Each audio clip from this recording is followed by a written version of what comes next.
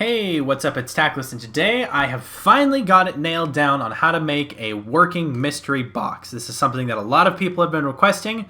A couple of people on Twitter have been asking, so I thought I would look at it. Plus, randomization is really extremely important for making replayable games.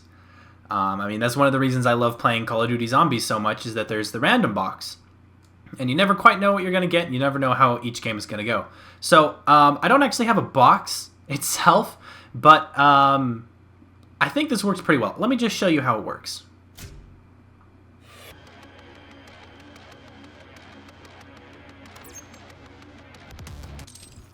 Okay, we can interact with it again. This time I'm not going to pick it up. This time I'm just going to let it sit there. And after a little bit, it's going to disappear all on its own, and we can start the process all over again. Okay. So that may look like it's relatively simple, and this one's not. This one's not super simple. Hopefully you guys can track along with what I'm doing. I'm going to do my best job to explain everything as things happen. But yeah, this is the code that it takes to run it. I'm going to go ahead and create a new room. So you have lots of space to work with. I like these observations just because they give us tons of space. I'm going to grab our player start.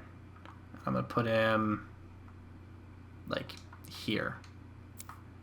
Or not, I guess. I won't place him there. Okay. Get rid of that player. And I'm going to lock this door. Okay, there we go. So now I have this nice, big, open, empty room to work with. Let's go ahead and start making it. Step one, we need to have something that you can interact with. Panel. I like the panel just because it's pretty dramatic. You could also use a bunch of other stuff too. We need to make the panel reusable. And you probably should put in code here for it to be purchased rather than just always work if you interact with it. I've got another tutorial on how to earn and spend money, so I'd recommend you check that out if you don't know how to make a currency system. I'm just going to have it work on interaction. So on interaction, we're going to go over to variables, and we're going to pick a Boolean variable. We're going to make a new variable, and we're going to set it to true. We're going to name this random box active. Then let's choose the icon of... That works. Doesn't really matter what it is. We also need to make sure that it gets tested, because at the moment it won't run any code unless it's being tested. So on use, we're going to go back to the same thing, and we're going to do test. This way it's both setting it to true and testing it at the same time. Now when it's tested on true, this is where the fun stuff happens. We're going to go over to flow. Flow, there we go. We're going to grab a repeater. And we're going to start the repeater. Now, this onTested_True is going to become a pretty important piece of code, so I'm going to move it and pin it up nice out of the way so that we can reference it pretty easy. Now, the repeater is going to repeat as many times as we want it to, and the delay between repeats, that's pretty self-explanatory. We're going to have a repeat 40 times. So since it's going to repeat every 1/10 of a second, and it's going to repeat 40 times, that means it's going to take 4 seconds for it to finish repeating. Once it repeats, we're going to have it signal another variable. Let's do a numeric variable, specifically an integer. We don't need an actual number because we're just working with whole numbers here. We're going to have this random. This integer, we're going to name it random selection. Choose the icon of, let's just do the blue shield because that's cool. Flag, whatever. I call it a shield because it looks like a shield. I know it's the flag, but who cares? Then on this node here, this random node, we're going to set the minimum value to 1 and the maximum value to 5.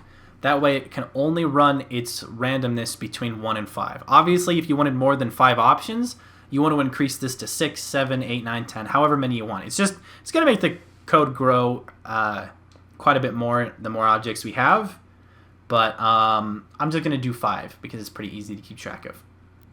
So now over the period of 4 seconds, it's going to randomize this thing 40 times. And it's going to pick 1 to 5 as the option. So that's the repeating bit to pick what the random numbers are going to be. Now we need to have it know what to do with that. So on tested true, we're going to grab a repeater, because repeaters are handy, just things to keep everything, or not repeater, a relay. Relays are handy to keep everything nice and organized. So, plus we need to put a delay here on this signal. We're going to put a 4-second delay, because that's how long it's going to take for this repeater to get done doing its thing. So then once it's waited for 4 seconds, then it's going to signal. It's going to signal an integer compare test. There we go. What this is going to do, if we look at the settings, it's going to compare the left-hand side and the right-hand side of the equation. I'm sure you guys know about greater than, less than, equal to equations. This is just that. It doesn't matter what you put on either hand side, really, just as long as you keep everything organized for yourself. So we're going to put a variable, our integer variable, which is going to be our random selection. You can ignore this. This is one I made earlier. So random selection. And now what we're going to do is we're going to have it compare the random selection variable, which is on the left-hand side of the equation, to the number on the right-hand side of the equation. If it equals true, then we're going to have it spawn a weapon. Spawn object. See? We're on our way. Now, this will never work in this particular situation because the randomness will never go to 0, so we have to set that to 1. And now we have to duplicate this 5 times. 1 for every option that you have available. So if it can randomize between 1 and 5, you need 5 options. 1 and 7, you need 7 options, etc. So then we're going to have it test all of these.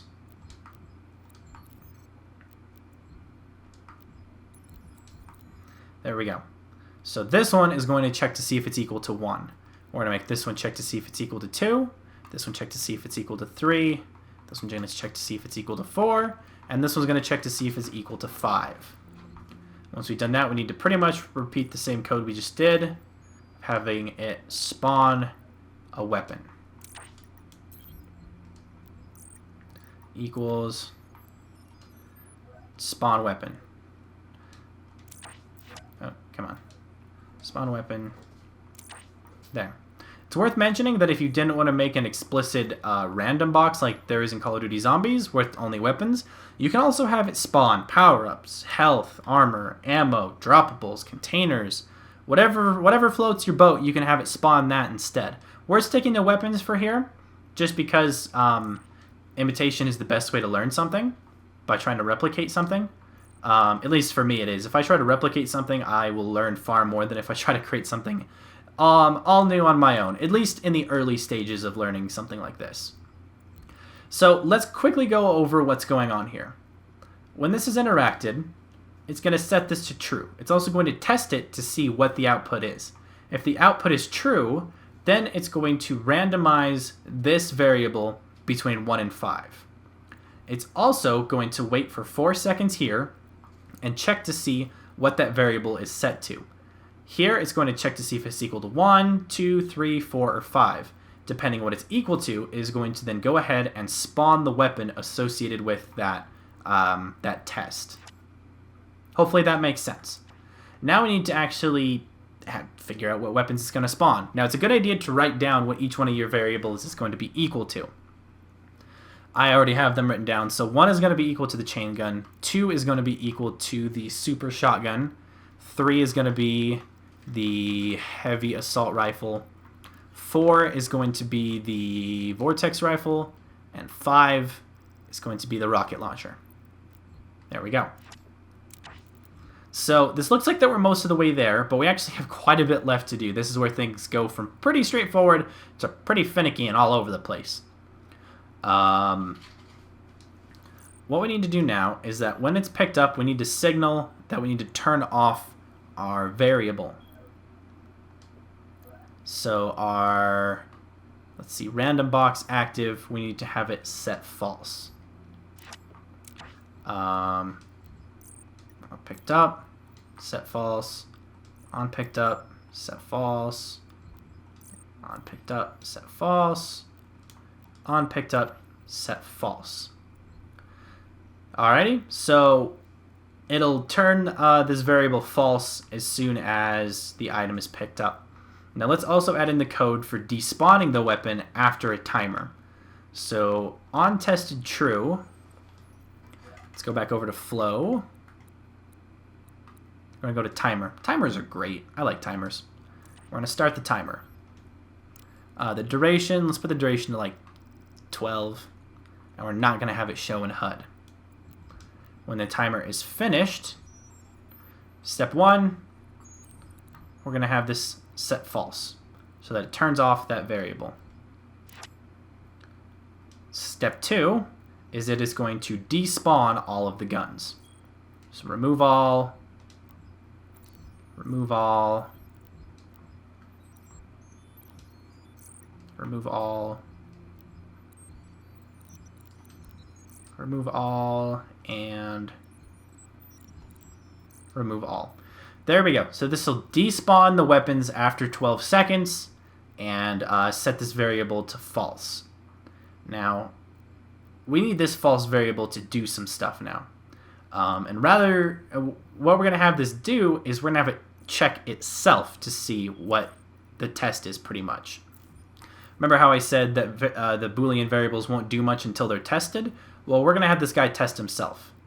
So on changed, I'm going to just select him again. We're going to test. So whenever it detects that this variable has been changed, it's going to test itself. Which is a little odd, but you know, it works really well. When tested false, let's see. What should I have it do at the moment? There's a lot of things it needs to do.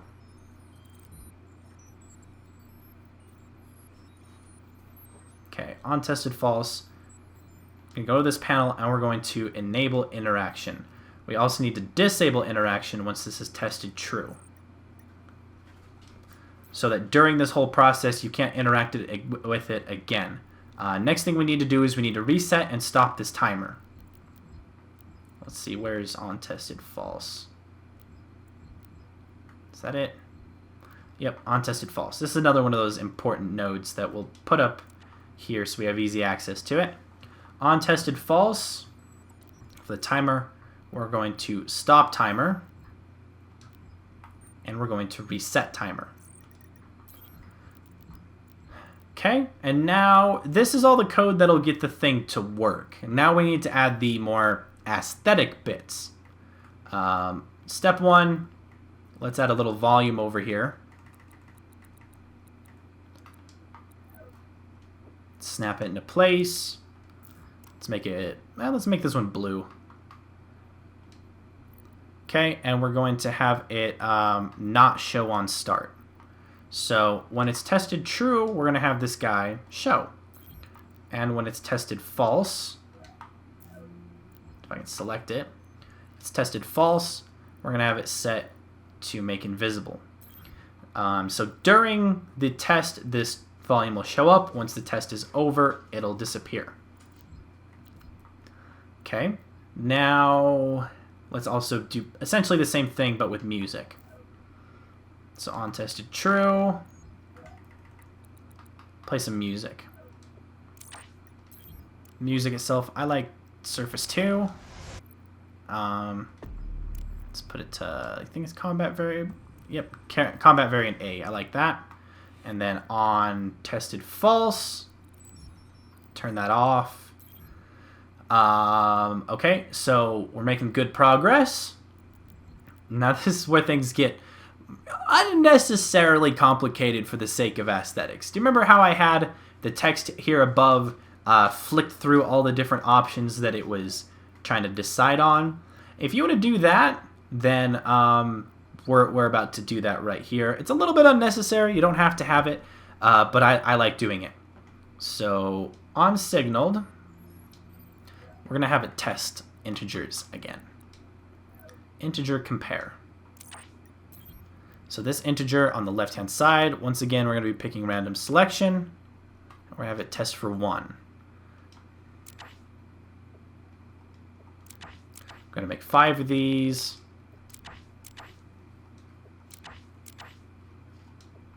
Now you might be wondering why we're rebuilding this since we've got pretty much the same code here. This is going to be tested after 4 seconds. This is going to be tested every 1/10 of a second, which is why we're rebuilding it here.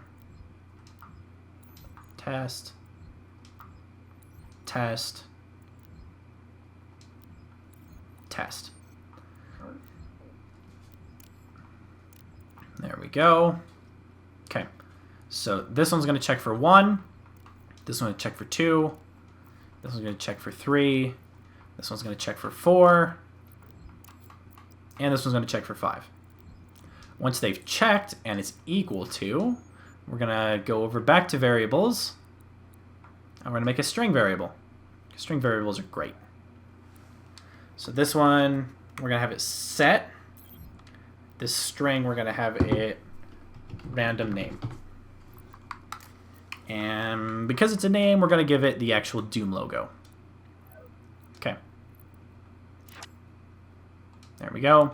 Then for all of these, set equal, set string, when equal, set string, when equal, set string, and when equal, set string. There we go. So for this,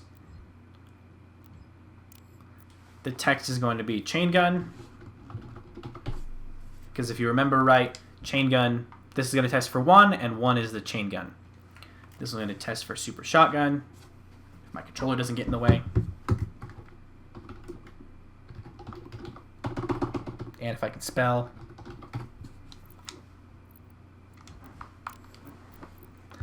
This one is going to be heavy assault rifle. This is going to be vortex rifle.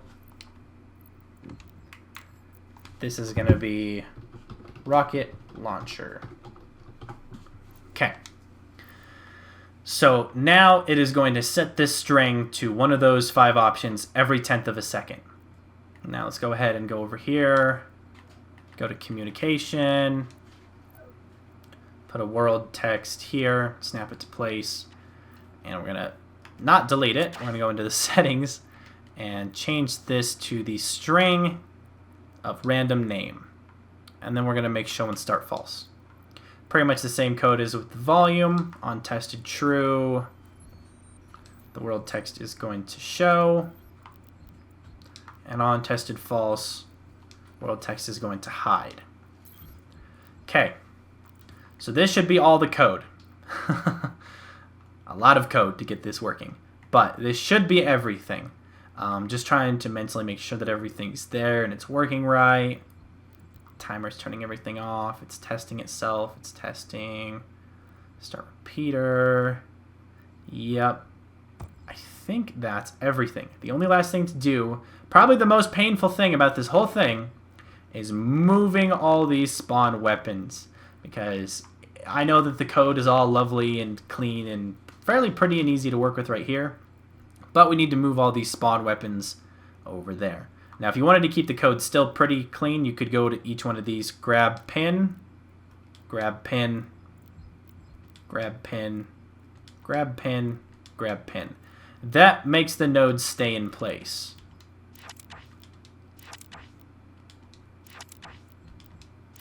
So I'm just going to do that really quick to all these guys, so that the code stays organized even if the weapons themselves get moved. Okay, see? Now only the weapon is the thing that's moving. So now we're going to put the weapon over here, put it in the volume, be sure to snap it to place. Then grab this weapon, same spot, snap.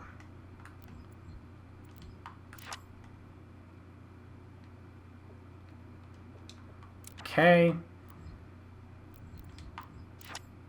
I'm sure there's a way that we could get the weapons to spawn at like a different location or a variable besides the person who activated it. But this code is long enough as is, so we're just going to do that. There we go. So everything is still pretty clean. There's just a lot more lines running around. So this should be able to get everything working correctly. One can hope. Cross your fingers. Let's hope this works.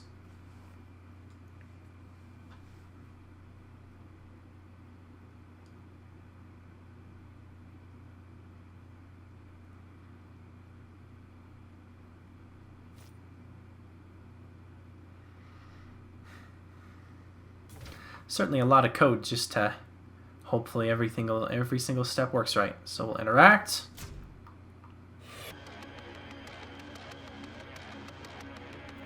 So we'll pick up the chain gun. The whole process stops. We can do it again. This time I'm not going to pick it up. This time I'm going to let it time out. Chain gun again.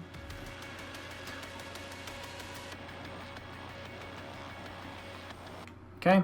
Then we'll do it again.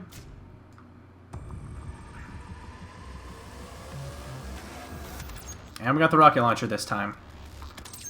And if we interact with it really quickly again, there's no bugs or anything like that happens. So, this is how you can get the random box to work. Plus, I hope that you also learned a lot about variables, both Boolean and numbers and comparing and strings. Hopefully you learned a lot here. This definitely took me a long time to make. This is my third attempt recording this, I think. Because the first time I had mic issues, the second time I screwed up. So this time, yeah, third time's a charm and all that. So hopefully you guys enjoy this. If you have any further requests, either for simple stuff like having enemies drop ammo, which is a tutorial I'm probably going to do here soon, just because it's going to be pretty simple, or something more complex like what I did here, be sure to let me know either in the comments or on Twitter. I'm on Twitter at Taclys, and let me know what you guys think or if you have any questions or anything like that. Thank you guys for watching. I will see you guys later.